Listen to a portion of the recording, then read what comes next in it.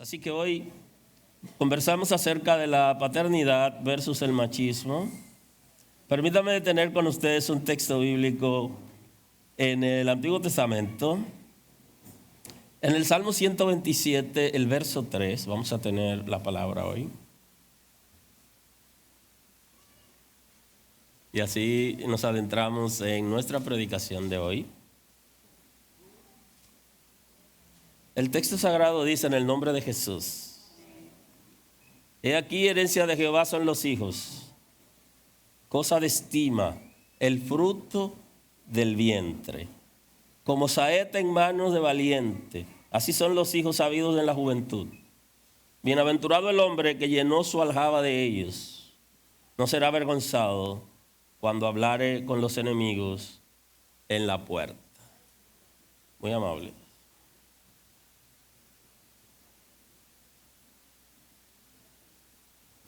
Hoy decidí adentrarme en un tema conflictivo, un tema medio difícil para la iglesia, para los creyentes y para esta generación que todavía no ha podido asimilar quién es Dios y qué tanto ama Dios al ser humano. Es maravilloso poder comprender a Dios, pero en la Sagrada Escritura nos llama a obedecerlo, a vivir conforme a su diseño. Y la gente en este tiempo está tergiversando conceptos porque no se siente en la Escritura.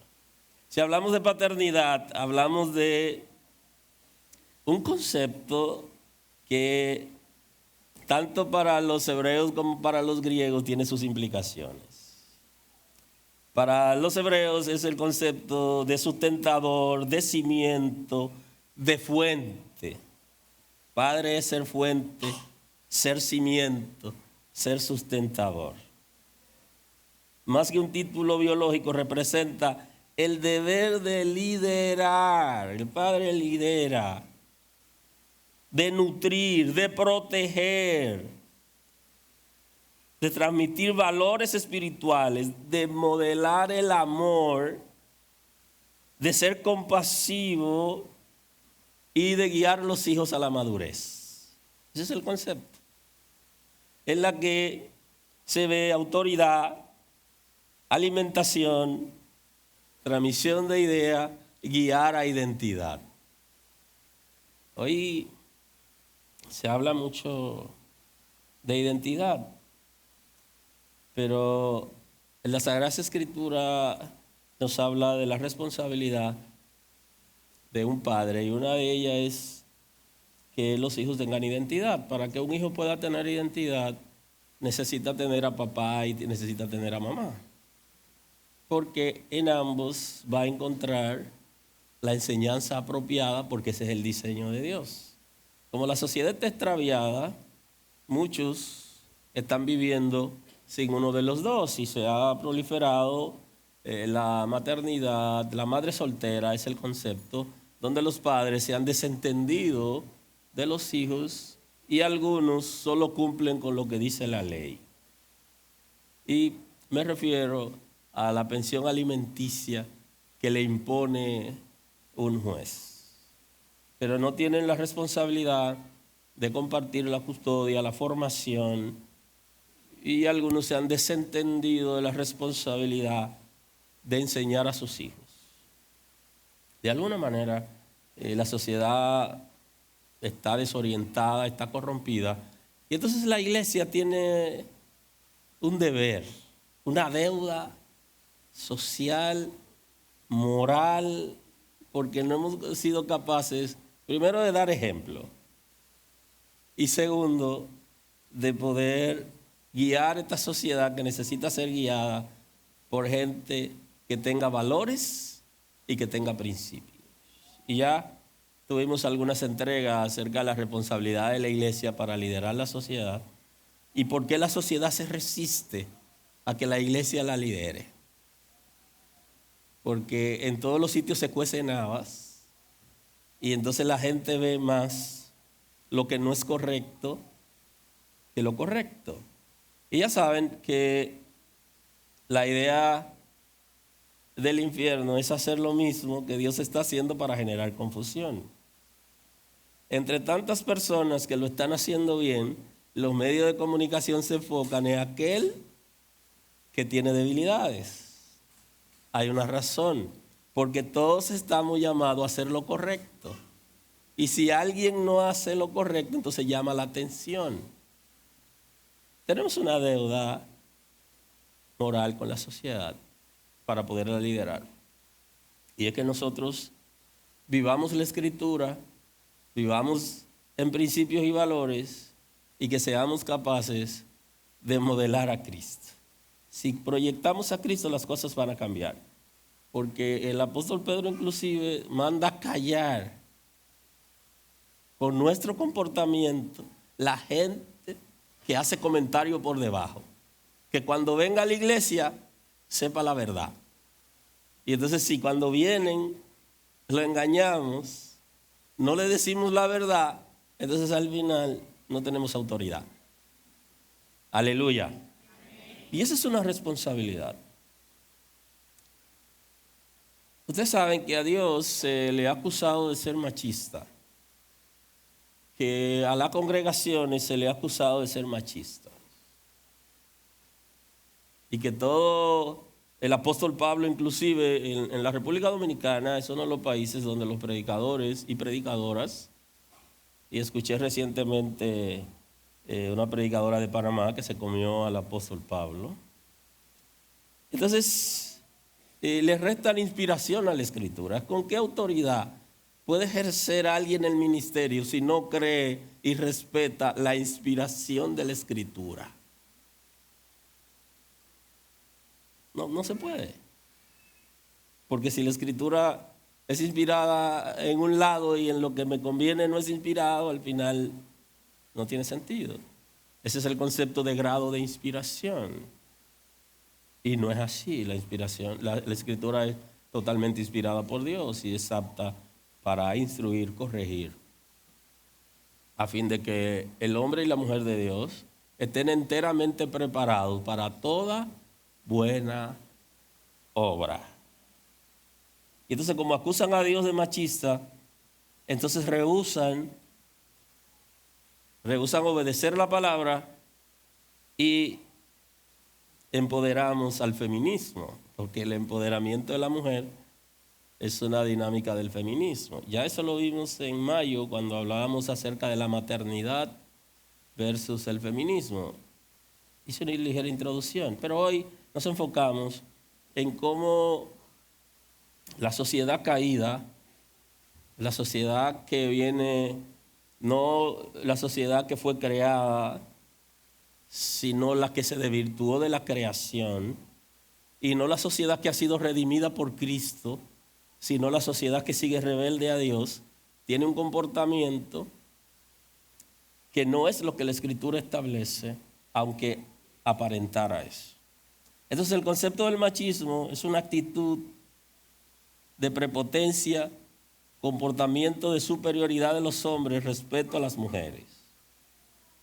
Implica un conjunto de prácticas y conductas, creencias que justifican y promueven la discriminación entre el hombre y la mujer. Sin embargo, ese no es el concepto de la Escritura. Ahora, algunos de nosotros posiblemente fue criado en ese ambiente. Nuestros padres nos dieron lo mejor que tenían. Y es posible que alguno de nosotros se haya criado en un ambiente donde papá tenía ese comportamiento avasallador y de alguna manera lo aprendió.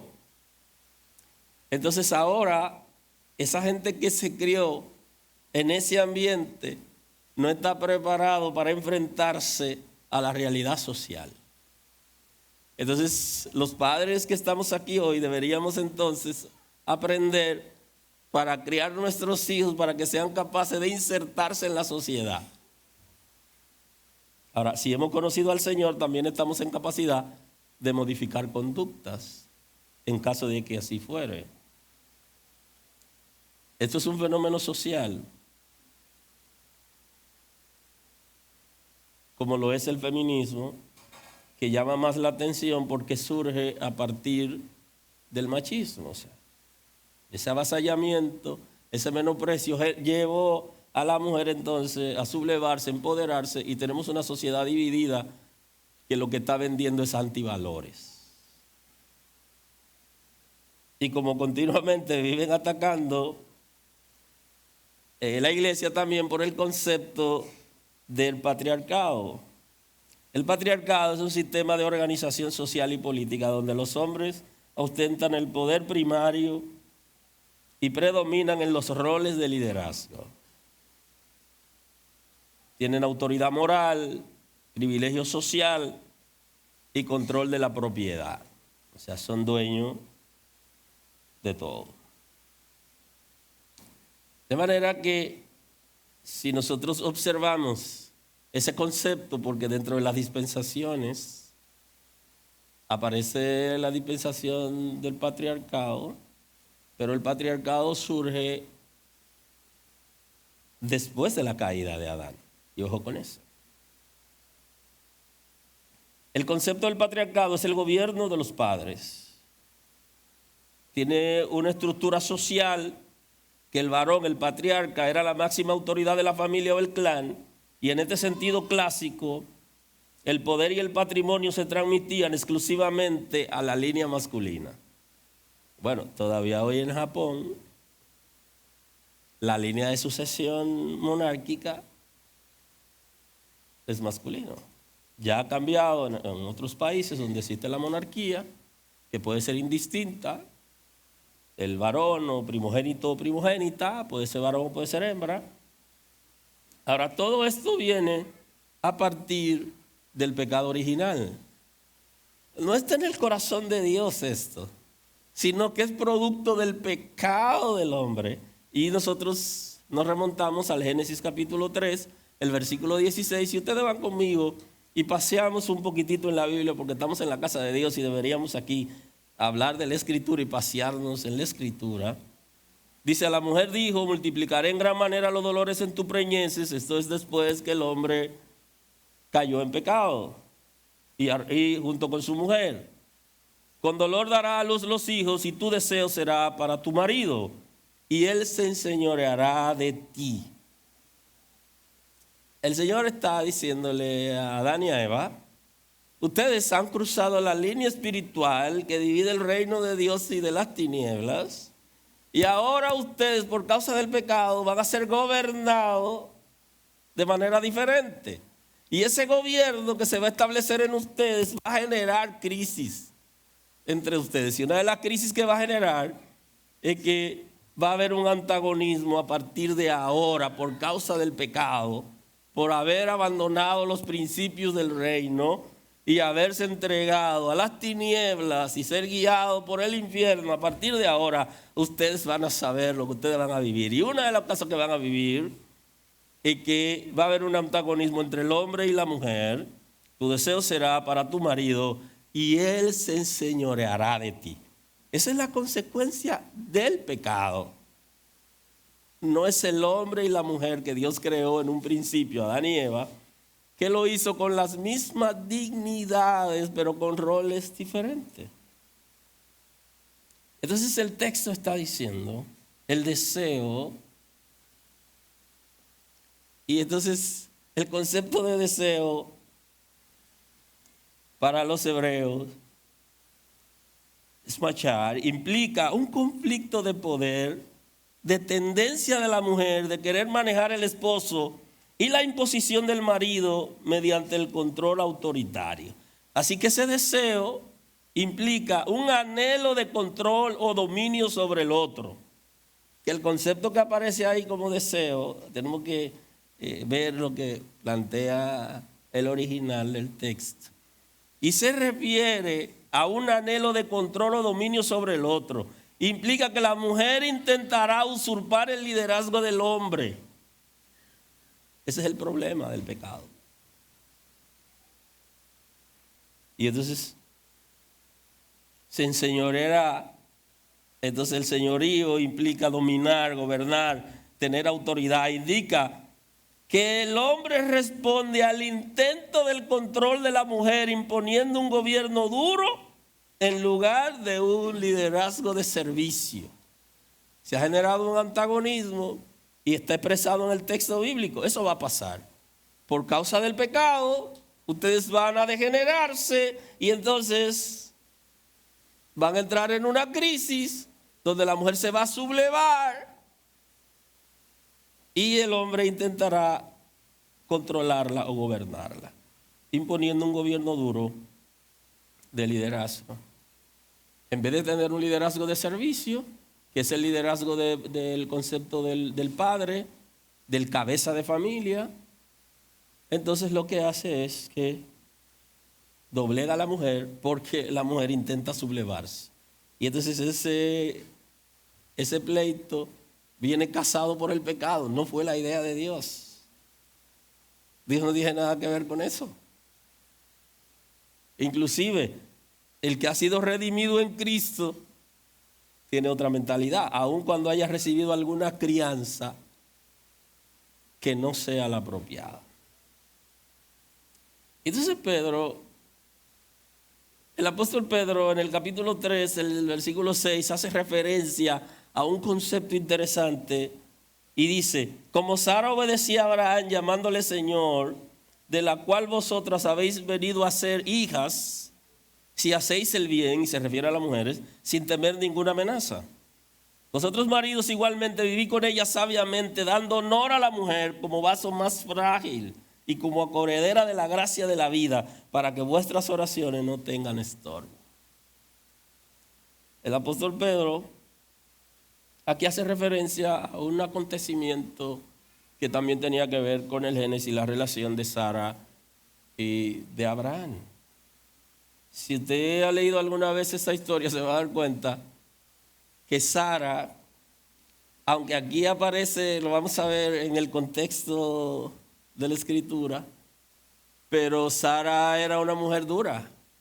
Le dijo a Abraham, primero le dijo que se llegara a su criada y después le dijo: me la saca de la casa y se acabó. Y no la quiero volver a ver a ninguno de los dos, ni a ella ni al hijo. Ahora, aquí Pedro está diciendo que Sara llamaba a Abraham Señor. Y ese no era el sentido de esclavitud de Sara, no es un sentido de esclavitud la palabra aquí, tomada del Génesis, sino que es una expresión de profundo respeto, honor y reconocimiento de su liderazgo familiar.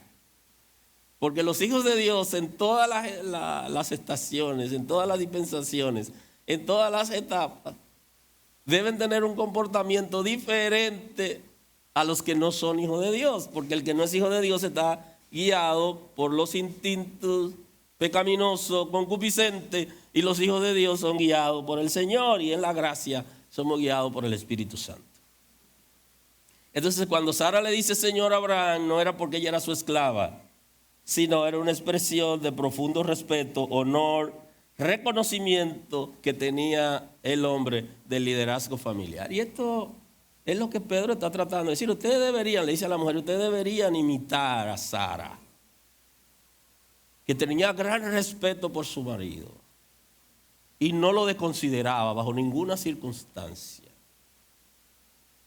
Una relación de pareja debe ser de honor, debe ser de respeto. Entonces ellos, en el texto lo que aparece es Adoni, que Señor se utilizaba para las esposas a su marido, como una indicación de cortesía, de reverencia, de dignidad y de alta estima. No era el señorío del concepto del machismo de esclavizante. Y entonces Pedro dice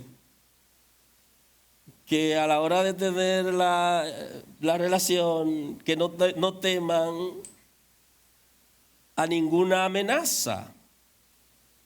Y ese concepto implica pánico, terror, alarma, agitación mental o repentina.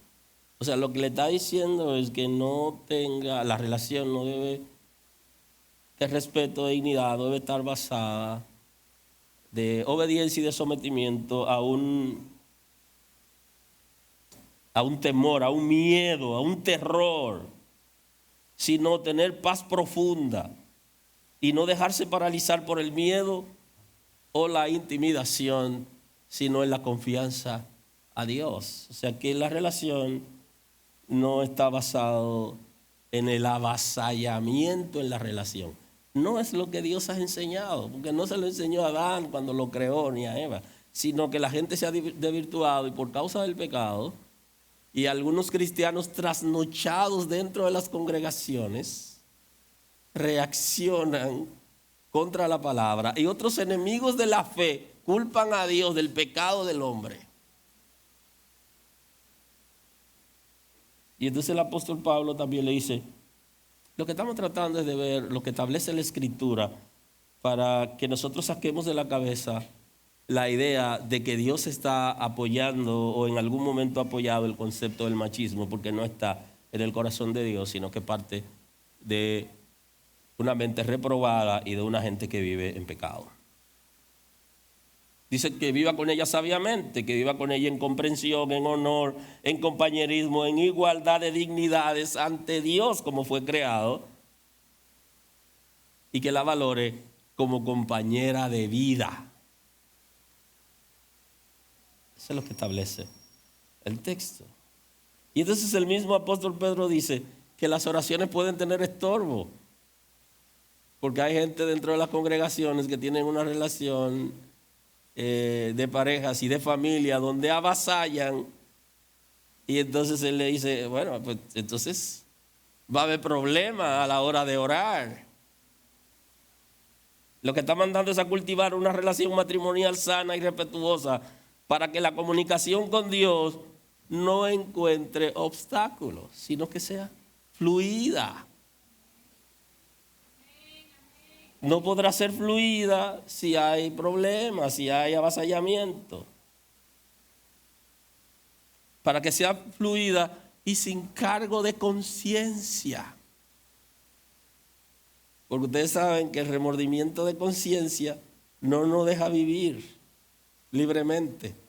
Porque nos está acusando de lo violento que hemos sido, de lo avasallante que hemos sido, de lo mal que hemos tratado a nuestra familia, y entonces cuando vamos donde Dios, vamos avergonzados, deberíamos arrepentirnos, pero no lo hacemos, sino que vamos a hablar con Él, y entonces eso produce que nuestras oraciones no sean eficaces,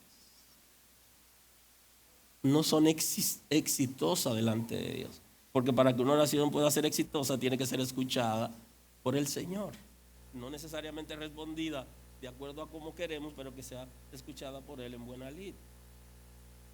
Que no haya amargura en las relaciones. Que se perdonen libremente. Eso es lo que va a quitar las barreras que se producen con gente que está sentado en las congregaciones y que hasta predican y enseñan y se envuelven, pero en la casa son terror. El apóstol Pedro le está diciendo, ni ore, hermanito. Deja eso, que ese negocio no va.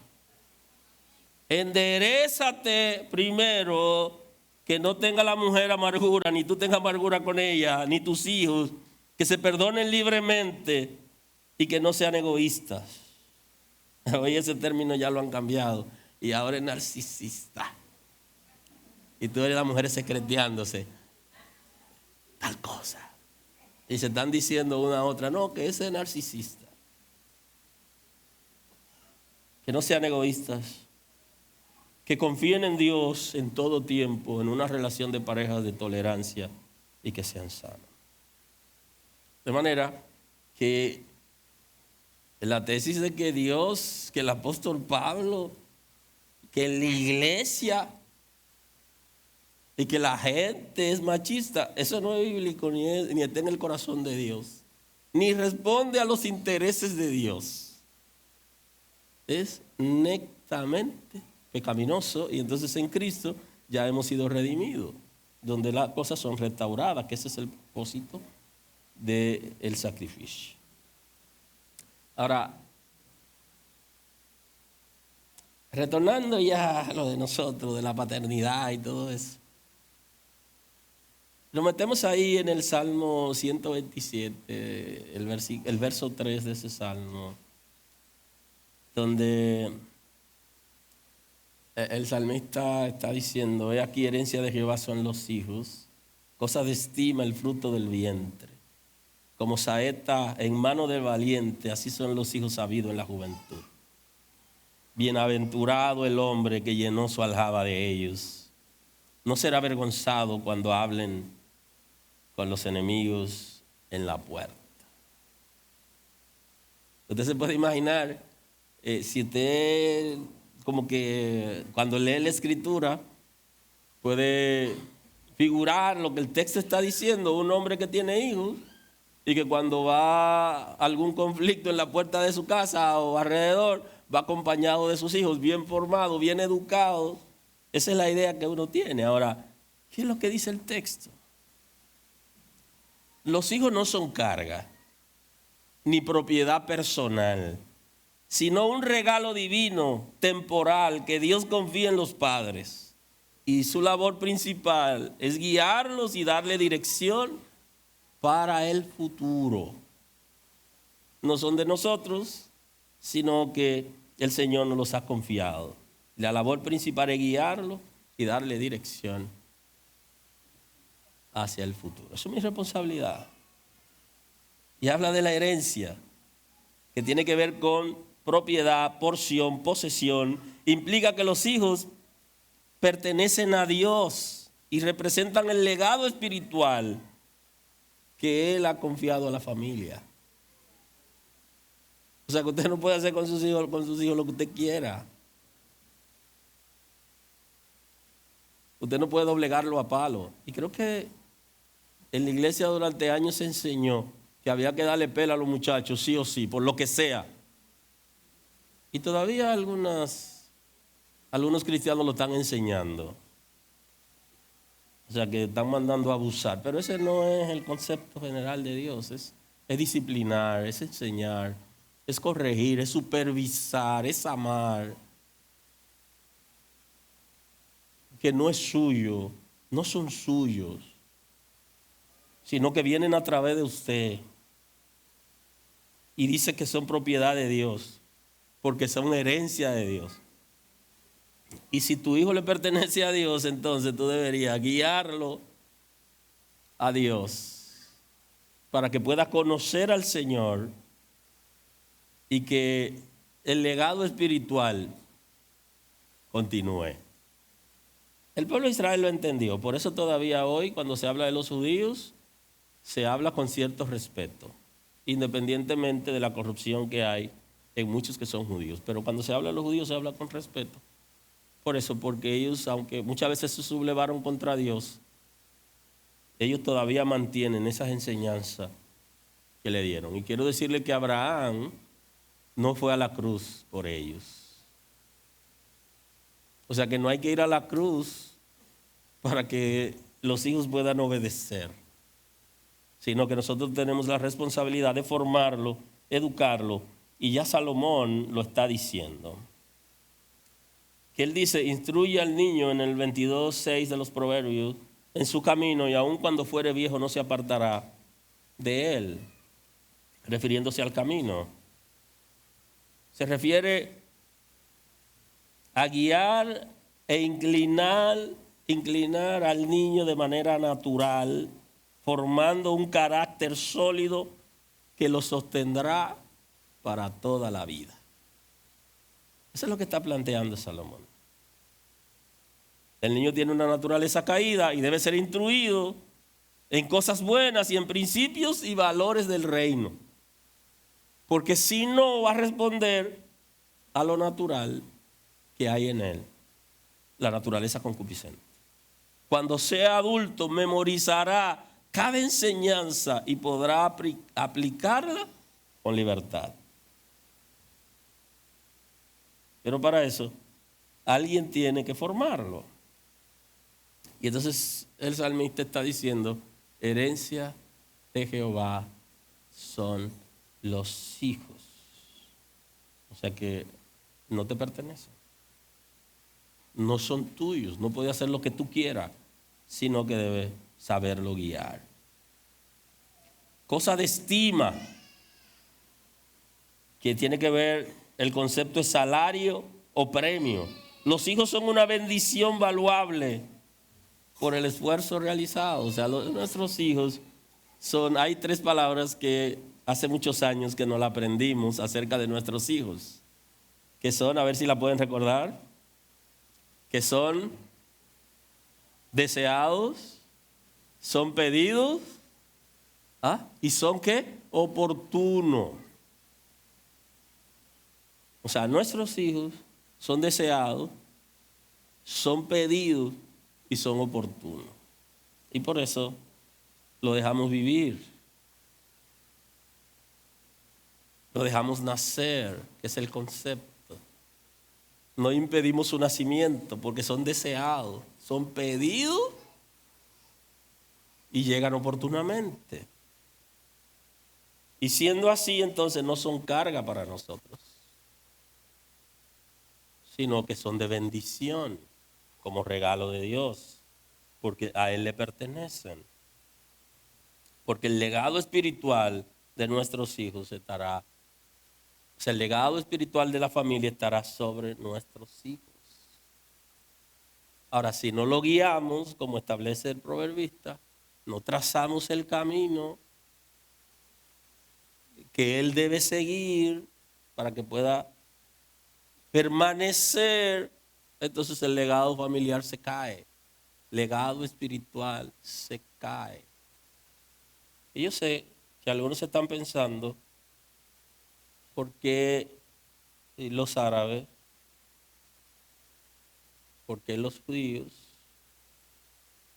responden a sus enseñanzas, a la enseñanza de los padres?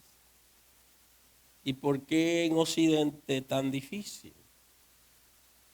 Y tiene que ver con eso. Porque no necesariamente lo que yo enseño es lo que yo vivo. Y porque hay unas influencias espirituales interesantes en las que mi comportamiento espiritual puede abrir puertas. Porque funcionamos como cobertura. Y en la medida que dejamos de proteger, en esa misma medida, los espíritus van a atacar y a destruir. De manera que tenemos que reenfocarnos en Dios, en los principios del reino, y lo que nosotros le enseñamos, que podamos vivirlo. Porque será más fácil para ellos ver lo que nosotros hacemos que escuchar lo que decimos. Y vale ahí redundar con la expresión del niño que va caminando en una ladera y va pisando, y el padre se da cuenta que van en un sitio delicado y que puede haber alguna situación, y él le dice: mijo, vamos en una ladera peligrosa y delicada, observa bien dónde pisa. Y el niño le responde a papá con toda tranquilidad: papá, tranquilo, que yo solo voy pisando detrás de tus pisadas. Tú estás preocupado por mí, pero ahora preocúpate por ti, porque donde tú pisas, ahí pisaré yo. Entonces nosotros lo que decimos a la hora de llevar eso a la práctica se nos hace difícil, y entonces los hijos ven más fácil lo que nosotros hacemos que lo que nosotros decimos. Por eso se hace más difícil dejar el legado espiritual familiar. Porque en algún momento de nuestras vidas nos hemos desviado de lo que quisimos hacer o lo que dijimos que era bueno, pero lo hicimos mal. Usted sabe que en la gracia se ha dado una oportunidad, que es la oportunidad para el arrepentimiento y pedir perdón a la familia cuando de alguna manera papá se ha desviado y ha dado mal ejemplo. Esto es válido en la gracia. Decir a los hijos, a la esposa, a los hijos: perdónenme, fue un desliz, fue un comportamiento que no era lo que yo quería. Yo quiero hacerlo diferente a partir de ahora. Y comenzar a modelar el amor, los principios y el ejemplo para que los hijos vean que somos hombres nuevos, que somos un padre nuevo. Eso es posible si somos responsables y ya pasó el evento. Tenemos que restaurar. Y el arrepentimiento funciona. No solo delante de Dios, sino confesar a la familia dónde nos hemos desviado. Lo hicimos mal. ¿Qué pasó? Que no pudimos dar ejemplo. Eso es importante. Y ayudará para la restauración en la relación con los hijos e inclusive de la pareja. Cosa de estima, salario, premio. Los hijos son una bendición invaluable delante de Dios. Y Él dice que son como saetas en manos de valientes. Los hijos no deberíamos retenerlos, sino formarlos con propósito y lanzarlos con precisión para impactar el mundo. Y ahí creo que deberíamos estar analizando de manera individual, para consumo personal, ¿cuál está siendo el comportamiento de nuestros hijos en la escuela, en el trabajo, en el ambiente familiar, en las actividades sociales? ¿Qué tanta retroalimentación negativa tenemos del comportamiento de ellos? ¿Qué tan amigables son ellos realmente? ¿Qué tanto pueden modelar a Cristo? ¿Qué tanto ejemplo pueden dar? Nuestra responsabilidad es lanzarlo al mundo para que puedan impactar el mundo. Que cuando vayan a socializar, esto es interesante, porque una de las áreas que el padre debe enseñar es la inteligencia social en los hijos. Tiene que enseñarlo a tener empatía. Y esto justamente es lo contrario al machismo. Porque en el machismo el hombre es enseñado para que le sirvan, para que sea superior, para que avasalle. En cambio, cuando es enseñado en la inteligencia social, se le enseña a tener empatía, a compartir, a ser comprensivo. Y hay algunos que no están aptos para la sociedad, porque ya la sociedad de hoy no es la misma sociedad de cuando nosotros nacimos y nos criamos. Y entonces si criamos a nuestros hijos con el modelo que posiblemente nos dieron en casa, serían antisociales, no serían entes sociales. Porque la demanda ahora de una familia, de una relación de parejas y de las necesidades de la casa requiere empatía. Y por eso hay que enseñarle la inteligencia social. Porque antes el hombre era proveedor solamente. Ahora la mujer también y el hombre ambos salen a producir y proveen. Y entonces cuando el padre tiene empatía, el padre tiene inteligencia social, es capaz de ver las necesidades antes que sean presentadas en el espejo mediante quejas o murmuraciones. Y puede adelantarse, ayudar, acompañar en las necesidades que se presentan en la casa, con los hijos, en el quehacer de la vida y el compañerismo. Ahora, el bloqueo, porque el machismo genera fortaleza mental, donde nosotros tenemos un prototipo de cómo deberíamos ser, cómo debería ser la relación de parejas y cómo debería ser el hogar, totalmente diferente a la realidad contemporánea. Y entonces estamos bloqueados y cuando tenemos que asumir alguna responsabilidad o nos exigen, nosotros no cedemos porque estamos bloqueados. Esas fortalezas mentales son creadas producto de la crianza y entonces en el ambiente que es diferente donde nos estamos desenvolviendo, entonces aquí tenemos bloqueo y no tenemos empatía, con la necesidad de una relación de parejas, de una crianza de hijos saludable, de unas necesidades en el hogar, sino que somos totalmente indolentes. Por eso es responsabilidad de los padres poder intercambiar, en vez de machismo, que sea inteligencia social. Para que los hijos entonces puedan responder a los estándares de una sociedad que tiene altas demandas. Y que si no lo asumimos, entonces ellos serán indiferentes.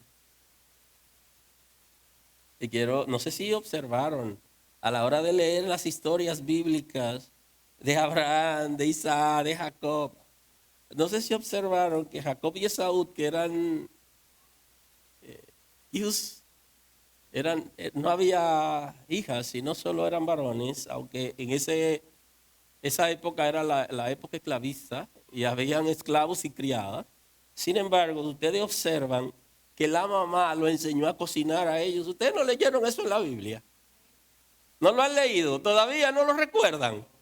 Y ustedes no han pensado en eso, que esa mujer tenía una mentalidad muy abierta, que para ese tiempo, teniendo criadas, teniendo esclavas en la casa, enseñó a sus hijos a cocinar. No tomaron en cuenta eso, no fijaron la mirada en que Jacob y Esaú sabían cocinar. ¿Sí o sí? Hoy todavía hay mujeres, madres, que tienen una mentalidad retrógrada, dicen, ¿no? Porque hay muchísimas mujeres que crían a los hijos machistas también, porque ellas fueron criadas en ese ambiente. Y entonces cuando lo tiran a la sociedad los rebota.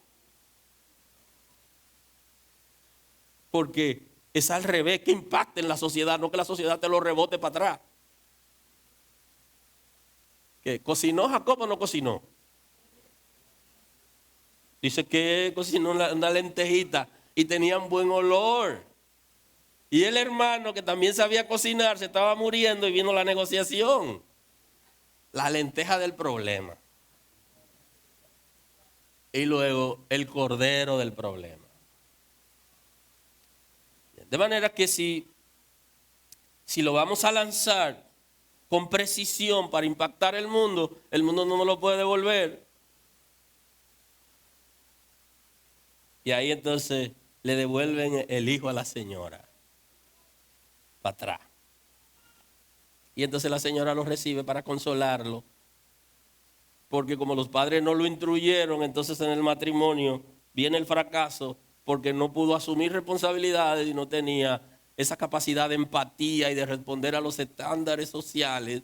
Y tiene que volver otra vez y entonces mamá comienza a ñoñarlo de nuevo a su niño con 50 y 60 años. El salmista dice que son como flechas o saetas, que tiene dirección y alcance. Implican que los hijos son un arma de defensa y de legado familiar. Son lanzados con un propósito determinado. ¿Para qué? ¿Por qué tenemos hijos? ¿Para qué criamos? Tenemos que asumir la responsabilidad. Esta sociedad es demandante y necesitamos que tengan la capacidad de que caigan donde lo lancemos, con propósito. Esta analogía nos enseña el rol de los padres de afilar la vida de los hijos y darle valores, educarlo, trabajar su carácter y soltarlo en la dirección correcta para que cumplan su destino. Aleluya. Si lo lanza en la dirección correcta, ellos cumplirán su destino. A mí también me tocará en su momento, que ya se están volviendo adultos. Y me tocará, ya lo he lanzado a la sociedad porque ambos han estado produciendo. Pero hay un momento donde tenemos que lanzarlo al destino y poder esperar la retroalimentación de que sean de bendición donde quiera que caigan y lleguen. Y ese sustico que normalmente tenemos a la hora de dejarlo ir, que podemos descansar en el Señor y tener la paz del Señor. Y no dejar de aconsejarlo, pero dejarlo con la instrucción que ya se le ha dado. A mí el tiempo no me rinde. Y voy a tener que ir dándole forma a ver si puedo cerrar hoy.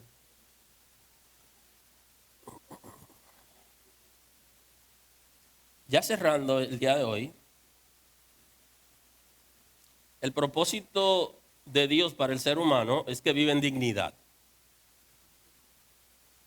Y ni el feminismo ni el machismo produce dignidad, ni social, ni en las relaciones de parejas, ni las relaciones de familia, ni en la crianza de hijos.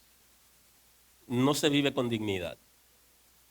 Y no es verdad que Dios, que quiere que vivamos en dignidad, va a estar de acuerdo con ningún comportamiento avasallante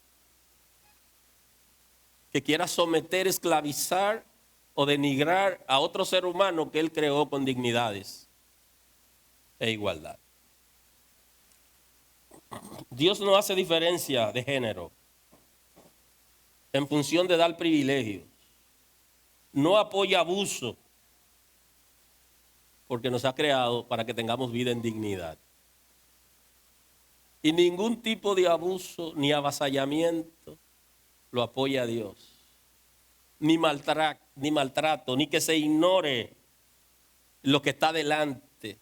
Por el contrario, desde el antiguo pacto, tanto los mandamientos de la ley como el mandamiento de la gracia es amor.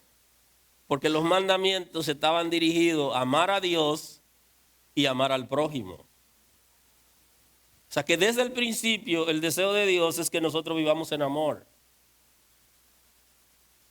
Y creó al ser humano con ese amor porque lo creó a su imagen y semejanza.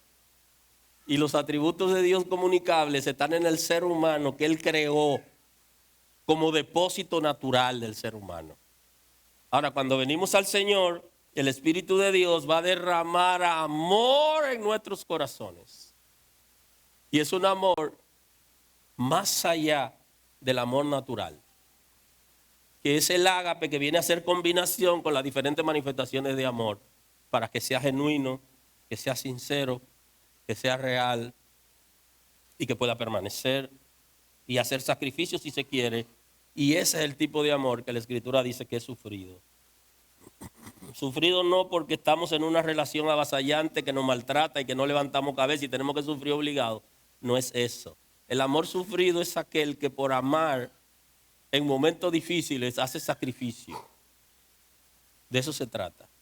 Dios no va de acuerdo ni con el machismo ni con el feminismo, ni salió de él. Eso salió del infierno para destruir, para dañar.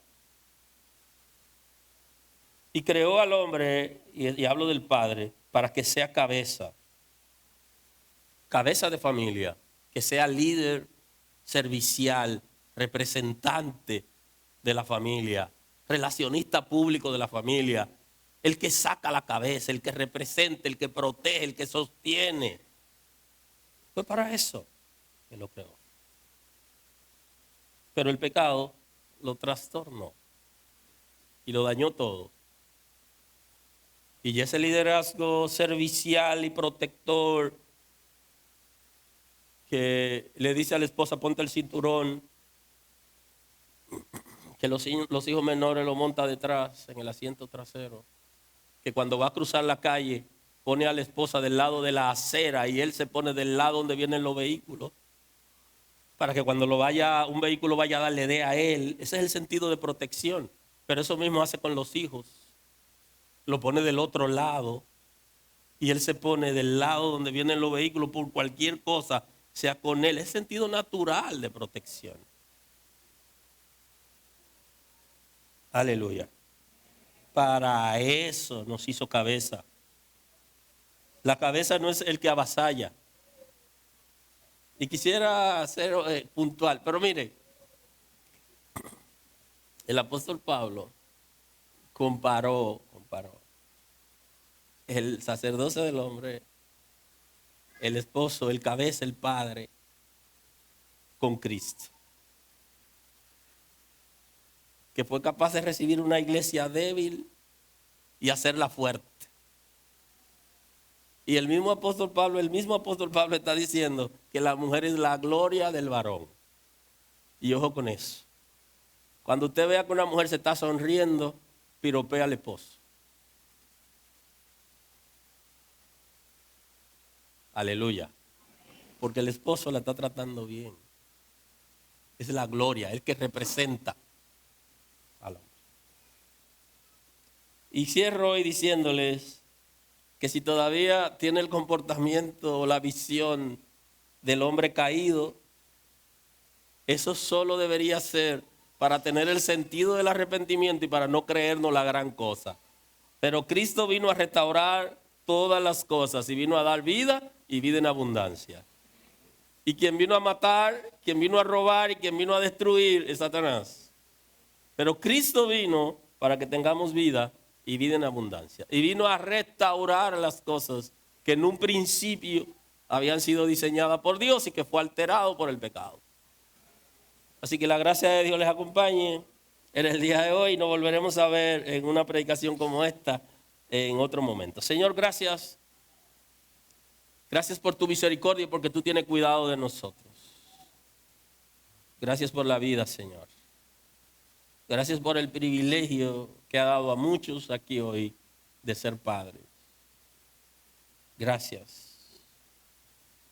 Porque según tu palabra, tenemos la responsabilidad de dar cuenta por todo aquello que tú nos entregas. Porque somos administradores o mayordomos. Y que podamos dar honor a tu nombre reconociendo que nuestros hijos no son nuestros, sino que son herencia tuya. Y que nosotros tenemos responsabilidad de guiarlo, de fortalecerlo, de enseñarlo, de corregirlo, de instruirlo, de disciplinarlo y de lanzarlo. Que nuestros hijos no sean rebotados por la sociedad, sino que sean de bendición. Todo honor a ti pertenece, Señor. Tú eres el que transforma y tú eres el que devuelve el corazón de los padres a los hijos y de los hijos a los padres. Gracias, Señor, en el día de hoy. Honor y gloria a tu nombre. En nombre de Jesús.